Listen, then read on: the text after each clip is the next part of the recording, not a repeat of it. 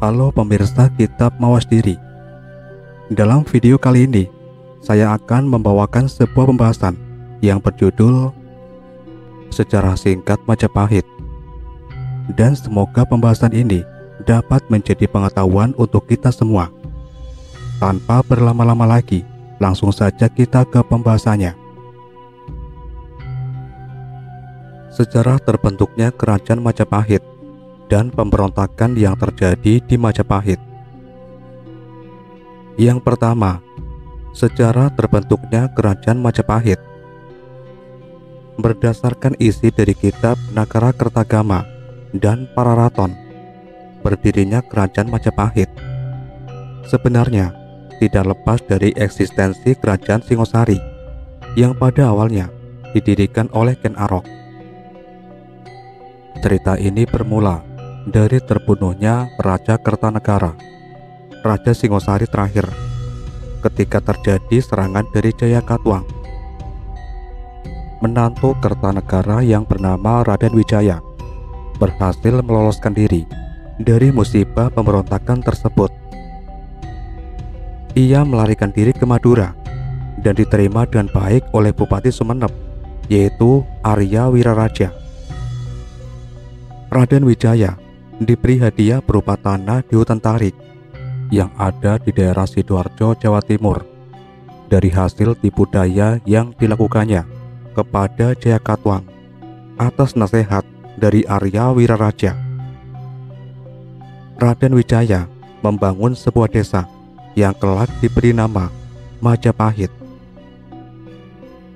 Sebelum Kertanegara terbunuh, ternyata dalam pemerintahannya sudah mampu menaklukkan wilayah di luar Pulau Jawa yang berdasarkan isi kitab Nagarakertagama. Dalam Sukmono 1973, bahwa pada tahun 1284 Masehi, wilayah Bali dapat ditaklukkan oleh Raja Kertanegara. Wilayah lain yang juga ditaklukkan meliputi Pahang, Sunda, Bakulapura atau Kalimantan Barat Daya, dan Gurun atau Maluku, termasuk wilayah yang berada dalam lingkungan Kerajaan Singosari. Selain itu, dalam ekspedisi Pamalayu, Kartanegara juga mengadakan hubungan politik dengan penguasa dari Kerajaan Campa di Kamboja yang bernama Raja Simawarman III, di mana Raja Simawarman III mempunyai dua orang putri. Seorang diantaranya adalah adik dari Raja Kartanegara yang bernama Tapasi. Karena menurut prasasti Posa di Hindia Belakang, Tapasi berasal dari Jawa. Pada saat Kerajaan Campa diserang oleh Kerajaan Anam, Tapasi melarikan diri ke Jawa. Nama Majapahit diperoleh ketika orang-orang Madura sedang diperintahkan oleh Arya Wiraraja untuk bekerja membuka lahan di hutan tarik. Dalam keadaan lapar, mereka mencoba masuk ke dalam hutan untuk mencari buah-buahan. Akan tetapi, yang mereka temui adalah sebuah pohon yang berbuah lebat, namun rasanya pahit sekali. Mereka yang tidak suka langsung memuntahkannya, dan yang makan karena sedang mabuk tidak ada makanan. Buah itu bernama buah maja. Maka dari itu, daerah hutan tarik yang baru dibuka dinamakan Majapahit. Dalam waktu yang singkat, hutan tarik dapat dibuka untuk menjadi tempat tinggal orang-orang Madura. Daerah yang telah dibuka itu berupa sawah yang sudah ditanami, kebun-kebun bunga, pucang, kelapa, dan pisang. Setelah membuka lahan tersebut, Raden Wijaya sudah tidak mau lagi kembali ke Kediri karena ingin menetap di daerah itu untuk mempersiapkan pemberontakan. Persiapan pemberontakan tersebut dilakukan dengan rahasia. Menunggu lama Raden Wijaya yang tak kembali ke Kediri, Jayakatwang menyuruh menteri Segara Winotan untuk menyusul Raden Wijaya ke tempat tersebut. Setelah bertemu dengan Raden Wijaya, ia tak diberi kesempatan untuk melihat keadaan perkampungan yang baru dibuka itu. Menurut Sukmono, dahulu sebelum Kertanegara dihancurkan oleh Jayakatwang, ternyata pernah memiliki masalah dengan pasukan Tiongkok atau Kubilai Khan yang menuntut pengakuan kedaulatan dari Kaisar Kubilai Khan. Pemimpin utusan itu, yang pada saat itu bernama Mengki, dipersilahkan pulang ke Tiongkok setelah diberi cacat pada muka oleh Raja Kertanegara. Penghinaan itu menimbulkan kemarahan yang luar biasa pada Kaisar Tiongkok atau Kubilai Khan, sehingga pada tahun 1289 dikirimnya tentara Tiongkok yang berjumlah 20.000 orang diangkut oleh 1.000 kapal dengan membawa bekal 1 tahun, dikirim ke Jawa untuk menuntut balas atas penghinaan yang pernah dilakukan oleh Kertanegara.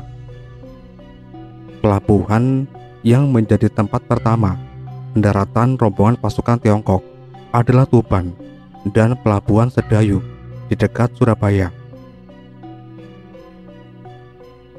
Mereka di bawah komando Sihbi, Kaoshi, dan Ikemese. Panglima Tiongkok yang bernama Ikemese mengirim 3 utusan ke perkampungan baru Majapahit untuk menyampaikan pesan kepada Raden Wijaya yang isinya untuk segera tunduk dan mengakui kekuasaan Kubilai Khan. Raden Wijaya menjawab bersedia untuk tunduk kepada Kaisar Tiongkok. Namun, ia juga bercerita kepada utusan tersebut kalau sedang ada pertengkaran dengan Raja Jayakatwang yang berhasil membunuh Kertanegara. Akan tetapi, pasukan Kediri yang berkeliaran di desa Majapahit telah mengetahui Raden Wijaya meminta bantuan kepada pasukan Tiongkok. Maka terjadilah pertempuran antara pasukan Kediri dengan pasukan Raden Wijaya yang diboncengi oleh tentara Tiongkok. Pasukan Kediri berhasil dipukul mundur oleh pasukan Tiongkok di bawah pimpinan Cao Xing. 8 hari kemudian, tentara Tiongkok bersiap mengadakan serangan balasan kepada Kediri.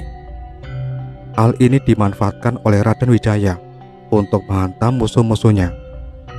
Kemudian ia menggabungkan dirinya dengan pasukan Tiongkok untuk menyerang kekuasaan Jayakatwang di Kediri. Bersama pasukan Tiongkok, Raden Wijaya menggempur Kediri dengan serangan sebanyak 3 kali dalam sehari yang mengakibatkan Jayakatwang mempertahankan dirinya dengan mati-matian dan akhirnya menyerah. Setelah berhasil mengalahkan Kediri dan menahan Jayakatwang serta anaknya, Raden Wijaya kemudian berpura-pura untuk meminta izin kepada Panglima Tiongkok untuk pergi ke desa Majapahit dengan alasan mengambil upeti untuk Kaisar Tiongkok. Mereka tanpa curiga mengizinkannya serta diperintah 2 orang perwira dan 200 prajurit untuk mengawalnya. Raden Wijaya secara tiba-tiba menimbulkan kekacauan atau serangan secara mendadak di kalangan pasukan Tiongkok. Bahkan juga menyerang pasukan Tiongkok yang sedang berkumpul di Daha dan Canggu, mengadakan pesta kemenangan dengan mabuk-mabukan. Peristiwa tersebut mengakibatkan tentara Tiongkok mundur ke laut dalam kejaran pasukan Majapahit serta kehilangan 3.000 prajurit. Dalam hal ini, Jayakatwang dan anaknya yang sedang ditawan juga ikut terbunuh.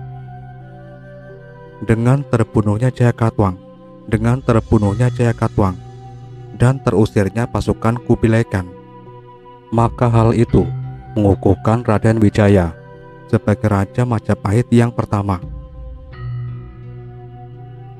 Yang kedua, pemerintahan yang pernah berlangsung di Majapahit. Yang pertama, Raden Wijaya 1293 hingga 1309. Pada tahun 1292, ekspedisi Pemalayu telah berakhir. Pasukan Singosari yang dikirim ke Sumatera untuk melakukan ekspedisi Pemalayu telah kembali ke Singosari.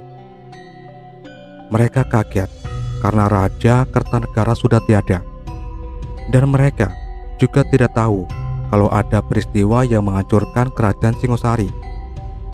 Kemudian Raden Wijaya dengan diperkuat pasukan Singosari yang baru kembali itu pada tahun 1293 menobatkan dirinya menjadi Raja Majapahit yang pertama bergelar Kertarajasa Jayawardhana, sekaligus memindahkan ibu kota kerajaan Majapahit dari daerah Tarik, Sidoarjo ke wilayah Sastrowulan atau Trowulan.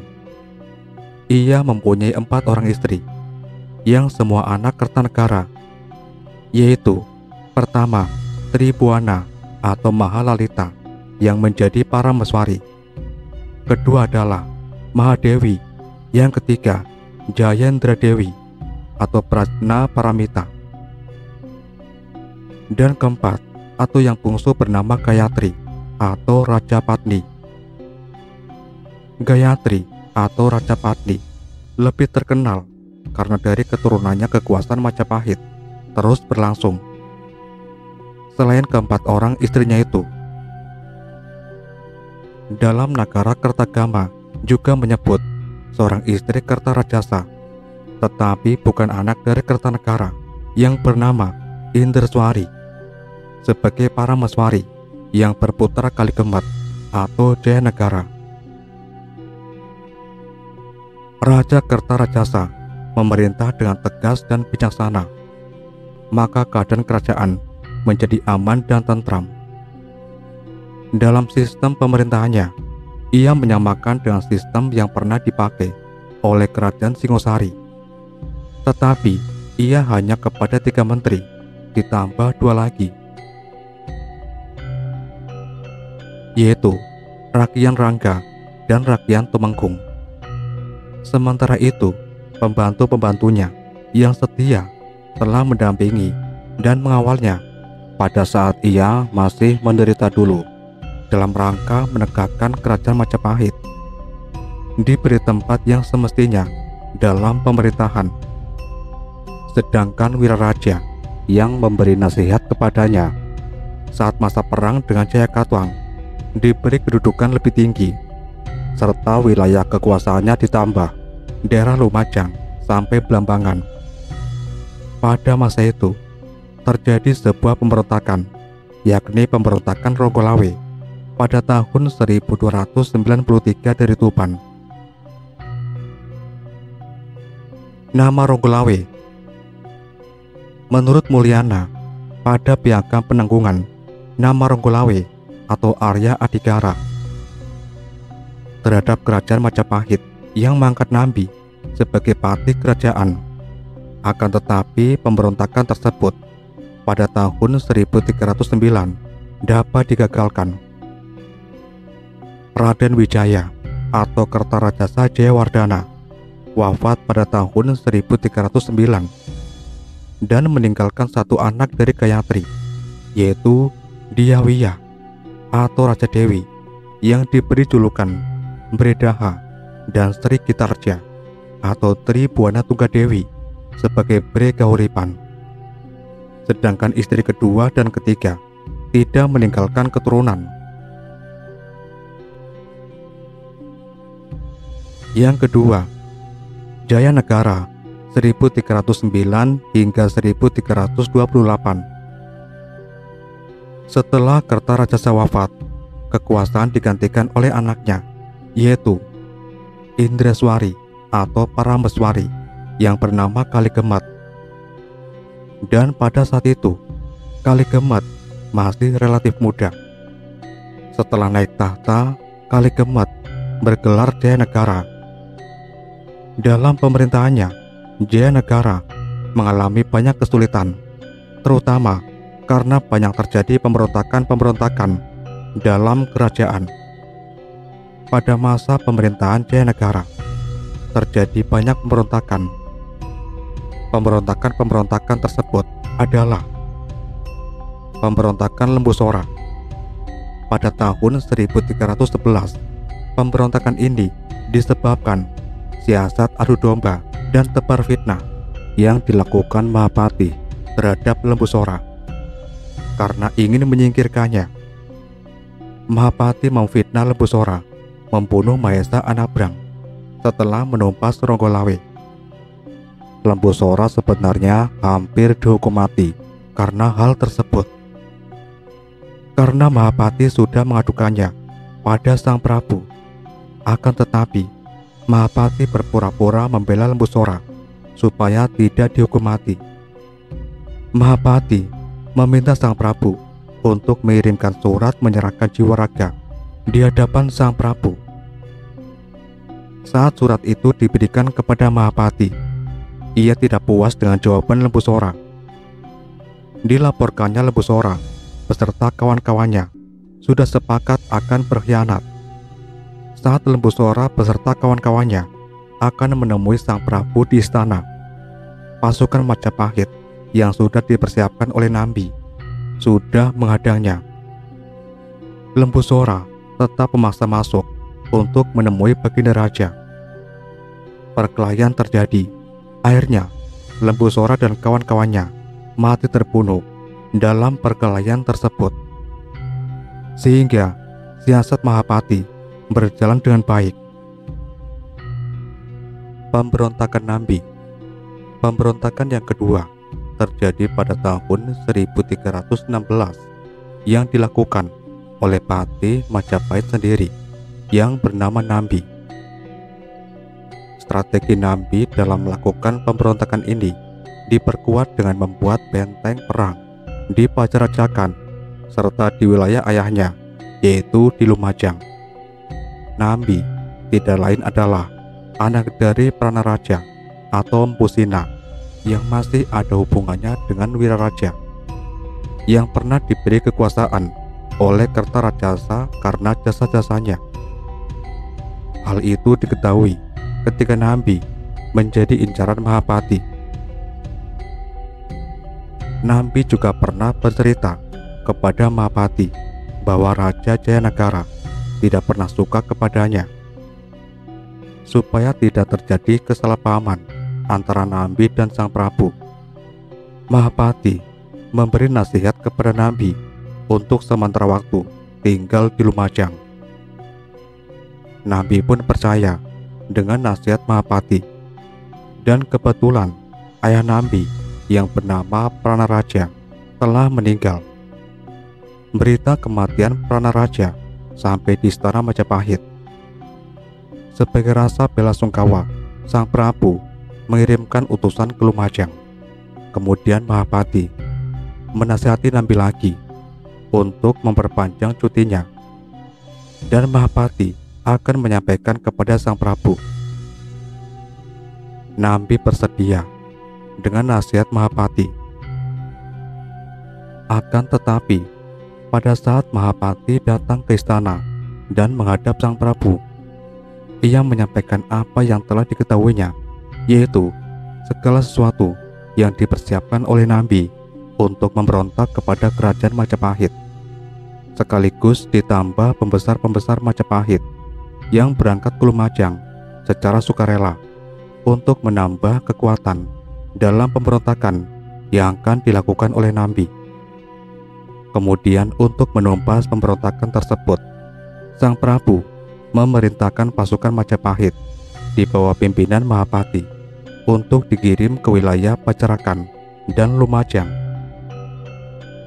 Peristiwa tersebut dalam Nagara Kertagama disebut Perang Lumajang. Dalam hal ini, Prabu Jayanagara diberitakan juga ikut berangkat ke Lumajang untuk memerangi musuh. Perang Lumajang berlangsung pada tahun 1316 dan berhasil membinasakan Nambi beserta keluarganya. Pemberontakan Kuti. Pemberontakan yang ketiga terjadi pada tahun 1319 yang dilakukan oleh Kuti. Pemberontakan ini merupakan yang paling berbahaya dalam masa pemerintahan di Majapahit. Pemberontakan ini berlangsung selama 3 tahun setelah terjadinya Perang Lumajang. Kuti adalah anak seorang Dharmaputra. Ia berhasil menduduki istana Majapahit, tetapi tidak berhasil menangkap Raja Jayanegara.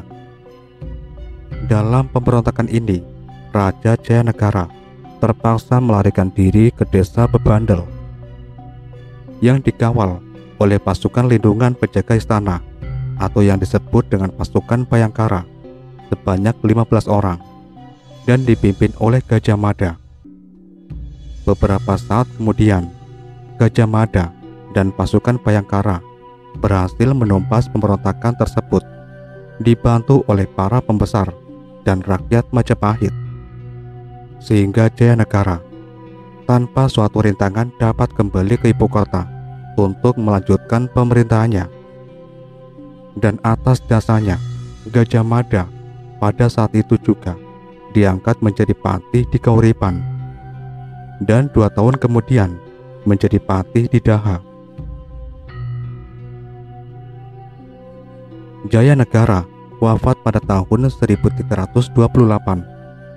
Jayanegara meninggal karena seorang tabib yang bernama Tanca, yang sebenarnya masih sekomplotan dengan Dharmaputra pada pemberontakan Kuti. Hal itu berawal dari istri Tanca yang mendengar bahwa Raja Jayanegara tidak mengizinkan putri Tribuana Tunggadewi dan Dyawiyah Raja Dewi untuk berhubungan dengan pemuda lain, karena ia ingin menikahinya sendiri. Hal tersebut membuat Tanca mengadu pada Gajah Mada. Karena Gajah Mada mengetahui bahwa sang Prabu memiliki penyakit bisul dan membutuhkan pengobatan, maka Tanca diperintahnya untuk membunuh sang Prabu dengan jalan pura-pura mengobati. Pada saat pemotongan bisul tersebut awalnya berjalan dengan baik, namun secara tiba-tiba disertai dengan tikaman yang menyebabkan sang Prabu Jayanegara meninggal di tempat tidurnya. Kemudian Gajah Mada yang menunggu di sebelah sang Prabu segera bangkit dan menusuk Tanca. Segera dia mati juga. Jayanegara meninggal dengan tidak meninggalkan putra. Maka pemerintahan sementara dijalankan atau diambil alih oleh Gayatri atau Raja Patni, yang tidak lain adalah istri almarhum Kertarajasa. Raja Jayanegara meninggal pada tahun 1328 tanpa meninggalkan seorang keturunan pun. Ia dimuliakan di Silapetak dan dibubat dengan perwujudannya sebagai Dewa Wisnu, sedangkan di Sukalila sebagai Amokasidi. Sayangnya, kini letak-letak candi tersebut tidak dapat diketahui keberadaannya lagi. Tribuana Tunggadewi 1328 hingga 1350.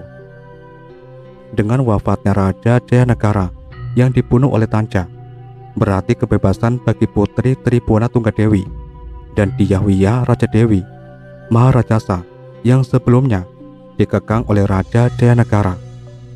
Kemudian putri Tribuana Tunggadewi menikah dengan Raja Singasari Kertawardhana, sehingga Tribuana Tunggadewi menjadi Rani Kauripan dan Dyawiyah Raja Dewi Maharaja menjadi Rani Daha. Wafatnya Jayanegara yang tidak meninggalkan satu pewaris pun membuat Gayatri atau Raja Patnilah yang berhak menjadi penerus tahta Majapahit. Tetapi karena Gayatri telah memutuskan untuk menjadi biksuni, maka yang melanjutkan tampuk pemerintahan adalah anaknya yang bergelar Tribuana Tunggadewi Jayawisnuwardhani. Dalam kala pemerintahan Tribuana Tunggadewi terjadi 2 pemberontakan yang kemudian menafsirkan Gajah Mada yang waktu itu menjabat menjadi Patih Majapahit diangkat menjadi Patih Mangkubumi Majapahit. Pemberontakan tersebut adalah pemberontakan Sadeng dan Keta. Pada saat itu, jabatan Patih Mangkubumi Majapahit dipegang oleh Aryatadha. Namun, karena kondisi kesehatannya yang mulai memburuk, ia meminta agar bisa mengundurkan diri dari jabatan tersebut. Aryatadha mulai mencari pengganti Patih. Ia kemudian menjatuhkan pilihan pada Gajah Mada. Gajah Mada tidak serta-merta menerima tawaran dari Aryatadha. Ia bermaksud ingin mengukir jasa bagi Majapahit dengan menumpas pemberontakan Sadeng dan Ketah.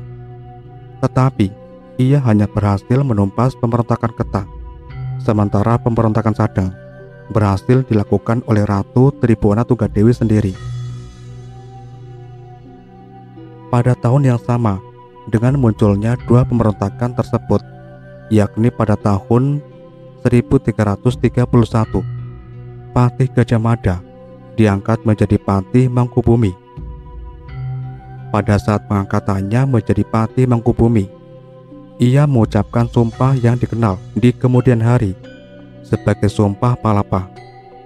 Ada beberapa pihak yang mengartikan Palapa sebagai istirahat, sehingga dari situ diperoleh suatu kesimpulan bahwa Gajah Mada tidak akan berhenti atau beristirahat sebelum ia berhasil menaklukkan seluruh Nusantara.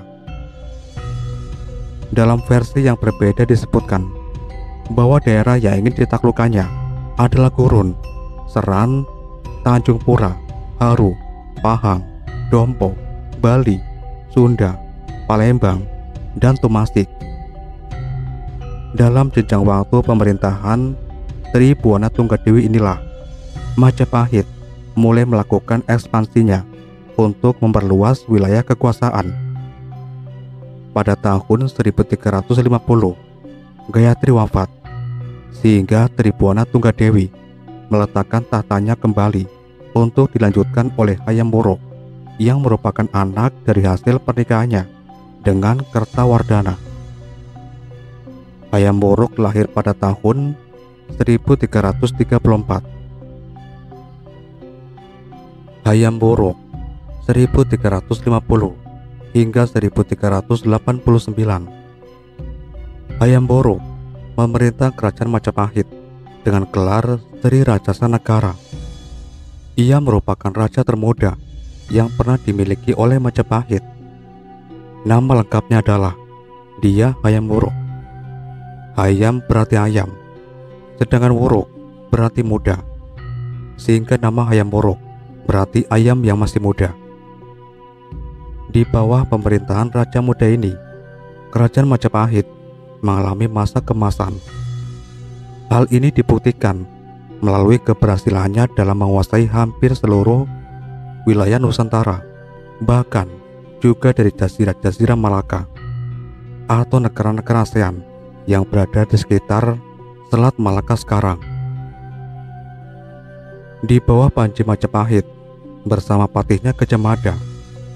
Selain itu, Hayam Wuruk juga berhasil mewujudkan hubungan persahabatan yang sangat baik dengan negara lain. Salah satu coretan hitam pada masa pemerintahan Hayam Wuruk ialah terjadinya perang Bubat, yaitu perang di lapangan Bubat antara Majapahit dan kerajaan Pajajaran, Sunda.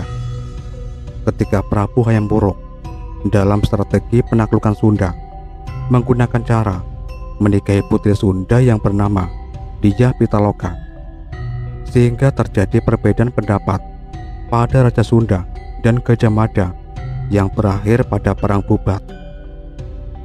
Namun, pada kurun waktu ini pula, Gajah Mada meletakkan jabatannya sebagai Patih Mangkubumi Majapahit, sehingga tugas yang sebelumnya diemban oleh Patih Gajah Mada diserahkan kepada 4 orang menteri. Pemerintahan yang baru ini lebih menekankan pada penjagaan atas keutuhan negara, sehingga keputusan-keputusan dan tindakan-tindakan yang dilakukan lebih mengutamakan aspek kemakmuran rakyat dan kesejahteraan di seluruh daerah kekuasaannya. Hal tersebut diwujudkan dengan pembangunan candi-candi. Tidak hanya itu, dunia sastra pun mengalami kemajuan yang signifikan. Ada banyak karya sastra yang lahir pada masa ini. Di antaranya adalah Kitab Negara Kertagama yang dikarang oleh Empu Prapanca, Kitab Arjuna Wiwaha, dan Sutasoma yang digubah oleh Empu Tanular. Di lain sisi, Majapahit benar-benar berhasil memajukan kekuatan militernya menjadi militer yang bisa bergerak cepat dan tegas. Hayam Wuruk meninggal pada tahun 1389 dan mungkin ia dimakamkan di Tayung, daerah Brebek, Kediri. Wikramawardhana 1389 hingga 1429. Wikramawardhana adalah seorang suami dari anak Hayam Wuruk yang bernama Kusumawardhani, yang juga masih saudara sepupu. Hayam Wuruk juga mempunyai anak laki-laki dari istri selir yang bernama Wirabumi, yang diberi kekuasaan di bagian ujung Jawa Timur. Wirabumi bertahta di wilayah Blambangan. Pada tahun 1401 terjadi perang antara Majapahit Barat dan Majapahit Timur. Perang tersebut dinamakan Perang Paregreg. Majapahit Barat dipimpin oleh Wikramawardhana, sedangkan Majapahit Timur dipimpin oleh Wirabumi. Perang tersebut berakhir tahun 1406 dengan dimenangkan oleh Wikramawardhana. Dalam perang tersebut, Wirabumi terbunuh.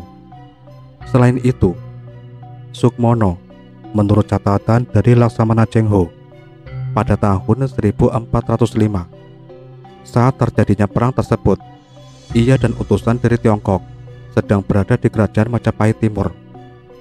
Perang tersebut juga menewaskan 1.700 orang utusan dari Tiongkok. Oleh karena itu, Kaisar Tiongkok menuntut denda berupa emas sebanyak 60.000 tali. Akan tetapi, pada tahun 1408 hanya diberi 1/6 dari denda tersebut dilunasi. Emas tersebut diterima dan Raja Wikramawardhana dibebaskan dari pembayaran lebih lanjut. Terjadinya perang tersebut dimanfaatkan oleh kerajaan asing untuk menanamkan pengaruhnya terhadap beberapa wilayah bawahan Majapahit, seperti Cina yang menanamkan pengaruhnya kepada Malaka, yang saat abad ke-15 meminta perlindungan Kaisar Cina meski tidak dinyatakan lepas dari Majapahit. Kemudian beberapa wilayah di Kalimantan Barat yang sejak tahun 1368 telah diganggu oleh bajak laut dari Sulu atau Filipina sebagai alat Kaisar Tiongkok. Tetapi wilayah tersebut pada tahun 1405 sama sekali tunduk kepada Tiongkok tanpa suatu tindakan dari Majapahit. Dalam itu juga, Palembang dan Melayu juga mengarahkan pandangannya ke Tiongkok tanpa menghiraukan Majapahit. Pelabuhan Malaka sebagai pelabuhan dan kota dagang yang terpenting di samping samudra telah hilang dari pandangan Majapahit karena telah terjadi perkembangan Islam pada tahun kurang lebih 1400 Masehi. Daerah lain melepaskan diri satu persatu. Ada daerah yang masih mengaku bawahan Majapahit, tetapi dalam prakteknya tidak ada hubungannya dengan pusat. Wikramawardhana wafat pada tahun 1429 dan kerajaan Majapahit dalam keadaan tidak utuh lagi. Penggantinya adalah Suhita yang memerintah antara tahun 1429 sampai 1447. Suhita kemudian digantikan oleh Kertawijaya, memerintah antara tahun 1447 sampai 1451. Menurut kitab Pararaton, Raja Majapahit selanjutnya pengganti Kertawijaya adalah Raja Sawardhana, tetapi ia berkeraton di Kauripan dan memerintah antara tahun 1451 sampai 1453. Selama 3 tahun kemudian, Majapahit tidak memiliki raja. Baru pada tahun 1456, yang menjadi raja adalah Hyang Purwawisesa yang memerintah sampai tahun 1466. Kemudian digantikan oleh Pandan Salas yang bergelar Singa Wikramawardhana berkeraton di Tumapel. Ia memerintah selama 2 tahun. Pada tahun 1468, ia didesak oleh Kertabumi, anak bungsu dari Raja Sawardhana.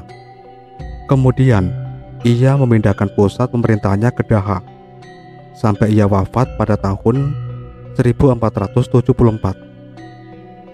Pengganti Singa Wikramawardhana di Daha adalah anaknya sendiri yang bernama Rana Wijaya yang bergelar Batara Prabu Girindrawardhana pada tahun 1478. Raja ini berhasil menundukkan Wirabumi dan merebut Majapahit. Kemudian ia menamakan dirinya Raja Wilwatika Daha Jenggala Kadiri, dan sampai kapan waktu ia memerintah belum diketahui. Dari sini riwayat Majapahit gelap. Hanya ada berita dari Portugis yang menyatakan bahwa pada tahun 1522 Majapahit masih berdiri. Pada tahun 1527 runtuh karena serangan dari Kerajaan Demak yang merupakan kerajaan pemeluk Islam pertama di Pulau Jawa. Sebenarnya Demak sebelumnya adalah kerajaan bawahan. Cukup sekian pembahasan kali ini, dan nantikan pembahasan-pembahasan berikutnya tetap di channel Kitab Mawas Diri.